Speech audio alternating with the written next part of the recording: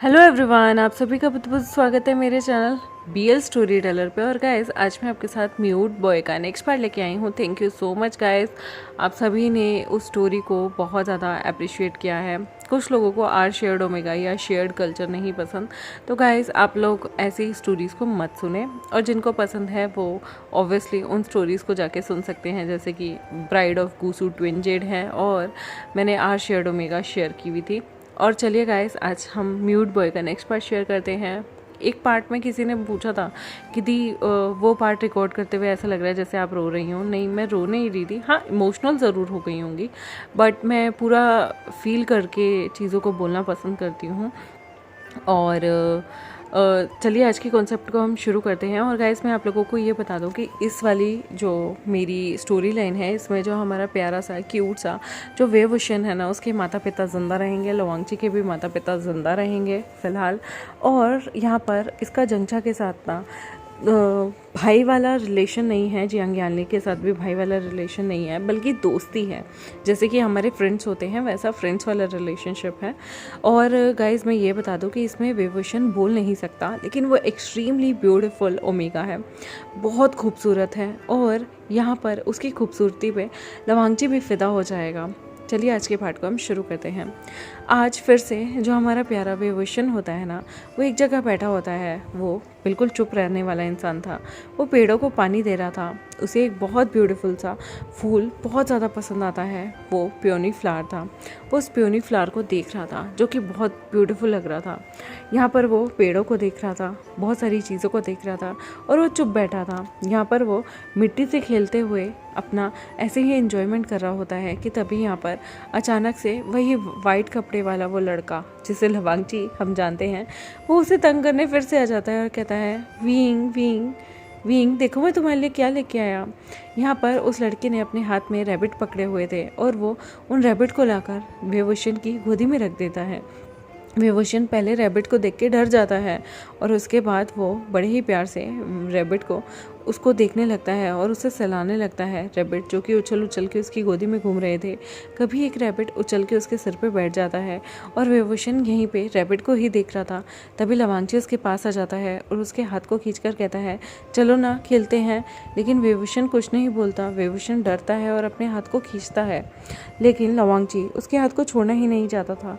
वेवुशन यहाँ पर थोड़ा घबरा जाता है, लेकिन लवांगची जो है वो उसके पास बैठता है, उसकी चीक्स पे से मिट्टी को हटाता है और उसे यहाँ पर टाइट हग कर लेता है। यहाँ पर वेवुशन जो कि डरता था, वो वांगची को अपने हक से हटा रहा था, क्योंकि वांगची उसे टाइट हग किए हुए था।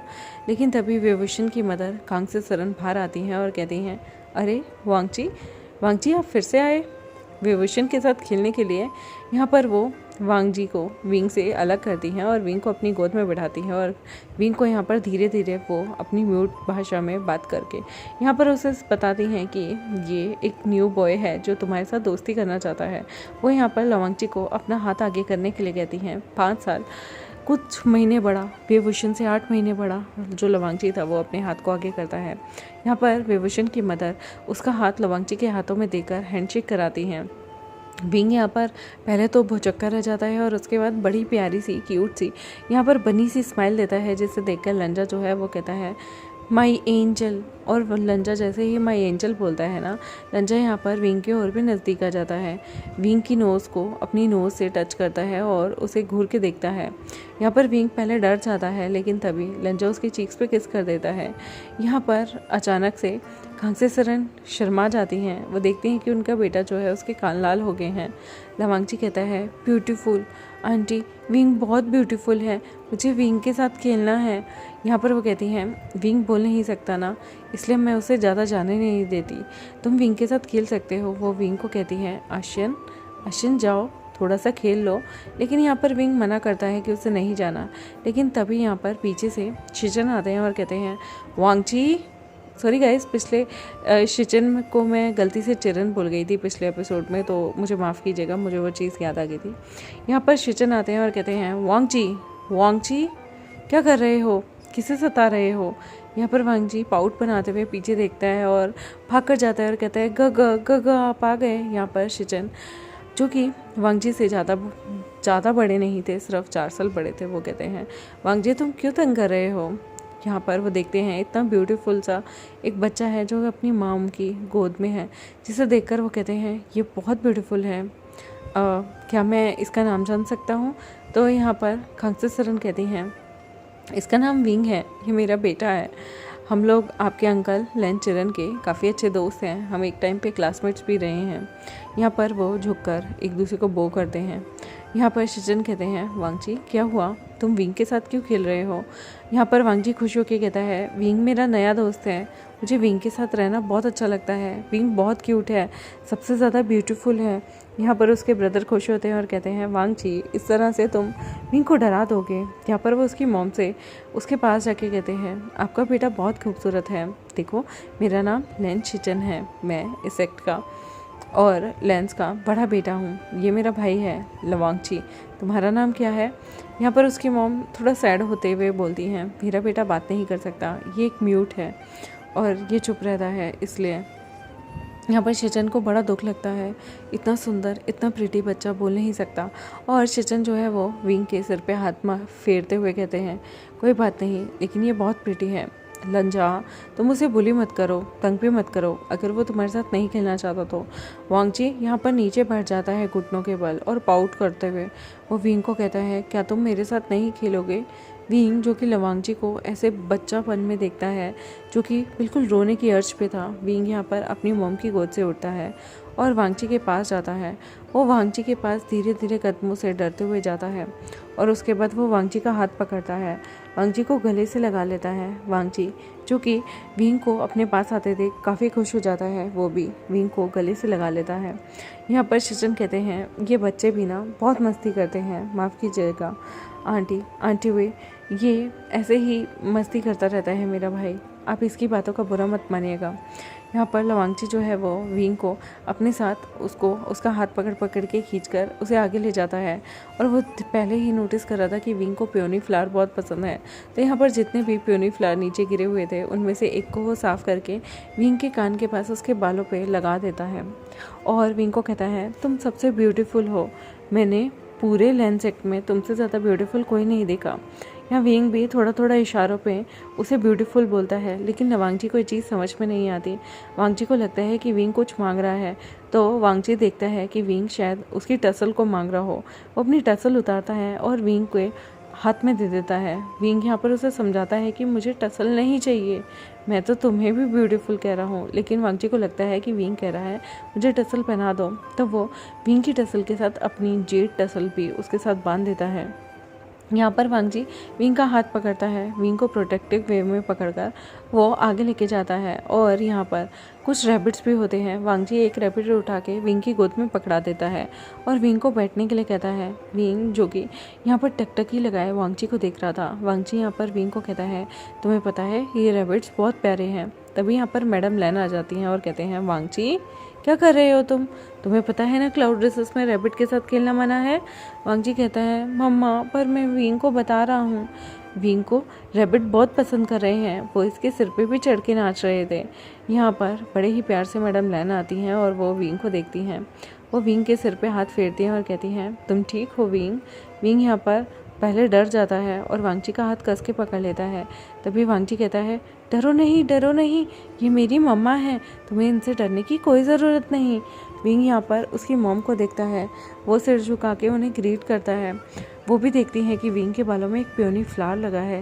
विंग बहुत प्यारा बहुत क्यूट बच्चा था और पियोनी फ्लावर देख के वो कहती हैं लंजा ये पियोनी फ्लावर किसने लगाया? लंजा प्राउडली अपनी चेस्ट को आगे करते हुए कहता है मैंने लगाया मम्मा, विंग कितना सुंदर लग रहा है ना। यहाँ पर लवांगची जो था वो विंग से दिन प्रतिदिन बहुत ज़्यादा अटैच हो गया था, जिसकी वजह से वो काफ़ी बार तो लेन चिरन के पास अपने जितने भी उसकी क्लासेस होती थी वो स्किप कर वो विंग के साथ ही बैठा रहता था।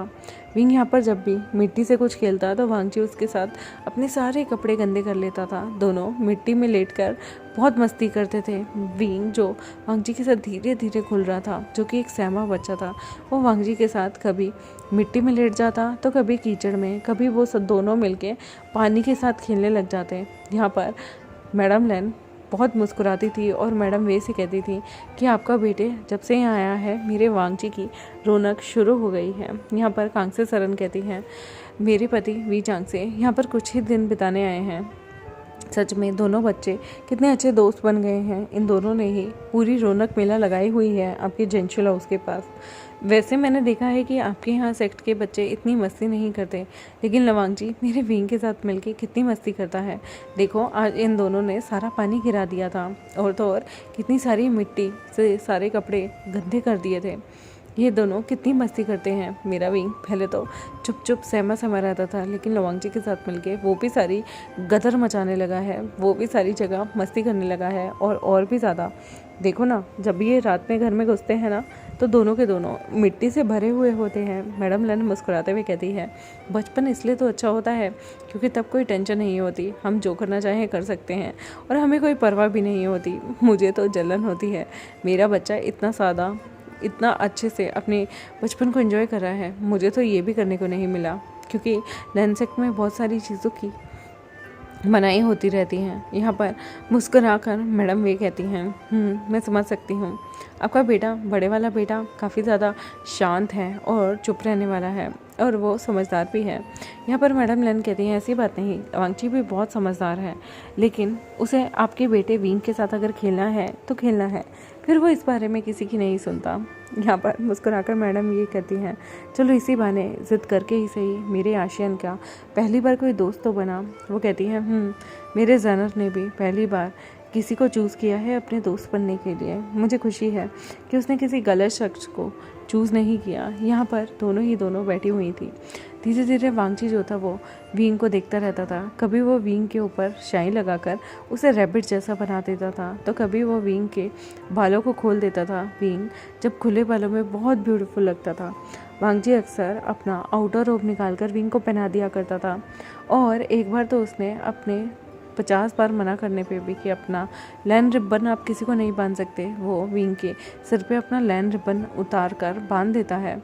जबकि विंग मना कर रहा था कि उसे लैंड रिबन नहीं पहनना, तभी वांगजी जान के उसे आराम से अपना लैंड रिबन पहना देता है। जब भी वांगजी ये कर रहा था, तभी यहाँ पर अंकल चरण आ जाते हैं और कहते हैं, वांगजी क्या कर रहे हो। वांगजी डर जाता है अपने अंकल को देख के। उसके अंकल कहते हैं, तुम्हें सोबर समझाया है ना, लैंड रिबन बहुत पवित्र है, इसे सिर्फ माता पिता या आपके भाई बहन या फिर आपके बच्चे या फिर आपका स्पाउस हाथ लगा सकते हैं, तुमने ये विंग को क्यों पहनाया। वांगजी यहाँ पर बेचारा घुटनों के बल बैठ जाता है और शर्मिंदा होता है। लेकिन चरण कहते हैं, अभी के अभी उसके माथे से अपना रिबन उतारो। वांगजी कहता है, नहीं, मैं नहीं उतारूँगा, मैं विंग को अपना पार्टनर मानता हूँ, मैं विंग को अपना दोस्त मानता हूँ, विंग मेरे साथ हमेशा रहेगा। यहाँ पर चरण वांगजी को बहुत समझाते हैं कि विंग हमेशा नहीं रह सकता, उसके माता पिता यहाँ कुछ टाइम के मेहमान हैं, लेकिन वांगजी तो कुछ सुनना ही नहीं चाहता था। वो विंग को अपना रिबन दे देता है। यहाँ पर 100 बार मना करने पर भी वांगजी कहता है, तुम ये रिबन रख लो, लेकिन विंग अपने माथे पे से रिबन उतार कर वांगजी को दे देता है। वो बड़े स्माइल के साथ वांगजी को कहता है, ये तुम्हारा है। वांगजी को लगता है कि शायद विंग को ये रिबन पसंद नहीं आया। वो कहता है, अच्छा, शायद इस पर मिट्टी लग गई, तुम कहना चाहते हो कि मैं धोखा लेके आऊँ, कोई बात नहीं, कल मैं इसे धो के ले आऊँगा। लेकिन यहाँ पर विंग चला जाता है। वांगजी सुबह अपनी मॉम से कहता है, उसे ये रिबन धोना है। उसकी मॉम उसका रिबन धोती हैं और सूखने के लिए रख देती हैं। वांगजी यहाँ पर पूरा दोपहर सूखने की पूरी कोशिश कर रहा था कि जल्द से जल्द ये रिबन सूखे और वो विंग के पास जाए। वो रिबन के पास से हटा ही नहीं था, क्योंकि उसे ये रिबन विंग को गिफ्ट करना था। यहाँ पर जो विंग के माता पिता थे ना, वो अपना सामान बांध रहे थे। विंग यहाँ पर आराम से घर के बाहर बैठा हुआ था, वो लवांगची का इंतज़ार कर रहा था। और यहाँ पर जो विभूषण के मदर फादर थे, वो अपना सामान बांध रहे थे। आज उन्हें यहाँ से निकल के कहीं और घूमने जाना था।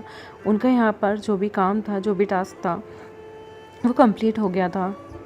अब उन्हें अपनी जो अधूरी जर्नी थी, जिसे वो हमेशा से पहली प्रायोरिटी मानते आए हैं, वो हर जगह भ्रमण करना चाहते थे, घूमना चाहते थे। और यहाँ पर भी वो सोचते हैं कि क्यों ना अब वो यहाँ से जियांग्स की तरफ निकलें। और भी जियांग्स की वैसे भी जियांग फैमिली से काफ़ी बनती थी, तो वो वहाँ जाने के लिए खुशी खुशी तैयार हो गए थे। और विभूषण भी अपनी मॉम के साथ अंगूठा चूसते चूसते उनकी गोद में आ जाता है। वो लोग सारा सामान बांध के निकल जाते हैं। यहाँ पर वांगची का भी जब रिबन सूख जाता है, वो अचानक से अपनी माथे पे लगाता है और अपनी मॉम को कहता है मुझे विंग के पास जाना है। मैडम लैन जो कि जानती थी कि विंग और बाकी सब आज जाने वाले हैं, वो जानती हैं कि अगर वांगची को ये चीज़ पता चल जाए तो वांगची रो रो कर यहाँ पर पूरा क्लाउड रेसेस अपने सिर पर उठा लेगा। वो कहती है नहीं, थोड़ी देर में चलेंगे। वांगची बार बार कहता है मुझे अभी जाना है, मुझे विंग को अपना रिबन देना है। यहाँ पर उसकी मॉम उसके प्यार से सिर पे सहलाते हुए कहती है वांगची ये रिबन बहुत खास है, तुम अपना रिबन किसी को भी नहीं दे सकते, और अभी तो बिल्कुल भी नहीं, चुपचाप इस रिबन को पहनो। वांगची मना करता है तो उसकी मॉम ज़बरदस्ती उसके फॉरहेड पे वो रिबन बांध देती है और कहती है खबरदार जो तुमने रिबन उतारा तो वांगची याद रखना, अगर तुमने ये रिबन उतारा तो मैं तुम्हें तुम्हारे फादर के पास जिंगशी भेज दूंगी, तुम वहीं रहना अपने फादर के साथ, और जेंशुल हाउस में तुम्हें नहीं लेके आऊँगी और विंग से भी मिलने नहीं दूंगी। जैसे ही वो कहती हैं कि विंग से मिलने नहीं दूंगी, वांगची सैड हो जाता है और रिबन को फिर उतारने की जिद नहीं करता। यहाँ पर थोड़ी देर बाद मैडम लैन जो थी वो वांगची को अपनी गोद में उठाए वो चलती जा रही थी विंग और के रूम की तरफ। वो पाती हैं कि विंग और यहाँ पर खाली करके चले गए हैं। लंचा यहाँ पर बार बार कहने लगता है मदर विंग से मिलना है, विंग कहाँ गया। और वह देखता है कि यहाँ पर उनका कोई सामान भी नहीं है, तो लंजा कहता है विंग कहाँ चला गया मदर, मदर विंग खो गया, विंग को किसी ने किडनैप तो नहीं कर लिया। उसकी मदर कहती है नहीं, आज विंग का क्लाउड रेसेस में लास्ट दिन था, शायद लगता है वो अपने माता पिता के साथ कहीं बाहर चला गया। लंजा रोने लगता है और कहता है मुझे विंग से मिलना है, विंग नहीं जा सकता, प्लीज़ मदर विंग को रोको। यहाँ पर उसकी मदर उसकी बातों को सीरियसली नहीं लेती। वो टहलते टहलते क्लाउड रेसेस में पहुँचती हैं कि तभी वांगची सबसे पूछता है विंग कहाँ है, क्या तुमने किसी लड़की को देखा जो काले कपड़ों में है, वो भी मेरी उम्र का है। वांगची वहाँ बहुत सारे लोगों से बार बार कह रहा था। यहाँ पर वांगची जो है वो अचानक से रोने लगता है तो उसकी मॉम कहती है वांगची रो क्यों रहे हो। वांगची ज़ोर ज़ोर से रोते हुए कहता है विंग चला गया, विंग चला गया। उसकी मॉम समझ गई थी कि वो लोग अभी क्लाउड रेसेस के गेट पे हो गए। वो यहाँ पर वांगची को लेकर कहती हैं तुम्हें विंग से आखिरी बार मिलना है। वांगची कहता है हाँ, मैं उसे अपने पास रखूँगा।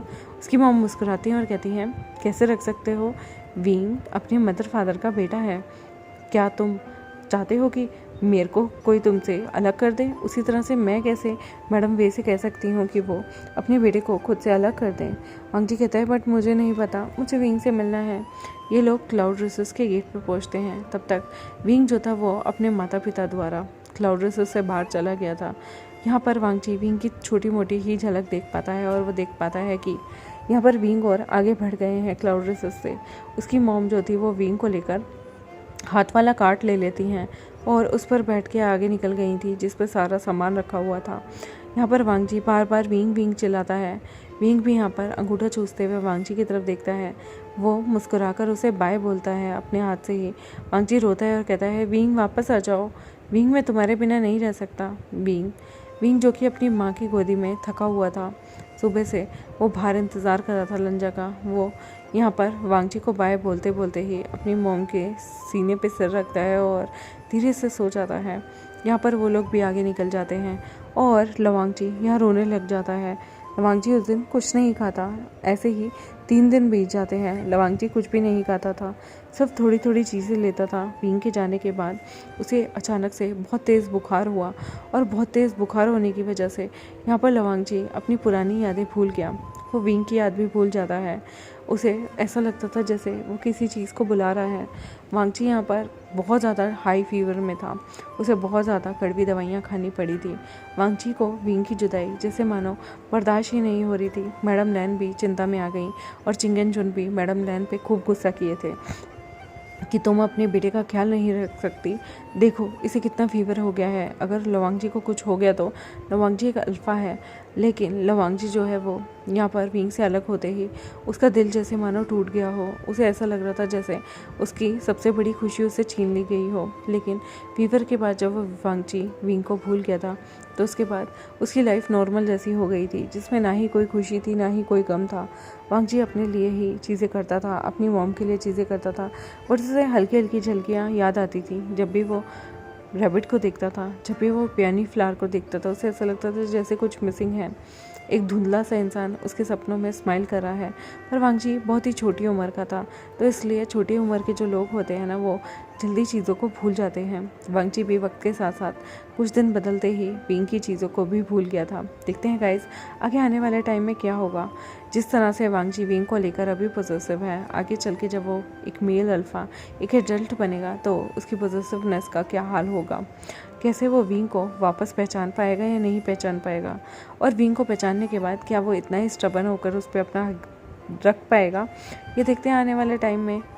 तब तक मेरे चैनल को सब्सक्राइब, वीडियोस को लाइक, बेल आइकन को प्रेस कर दें। मिलते हैं आपसे नेक्स्ट एपिसोड में, तब तक के लिए बाय बाय।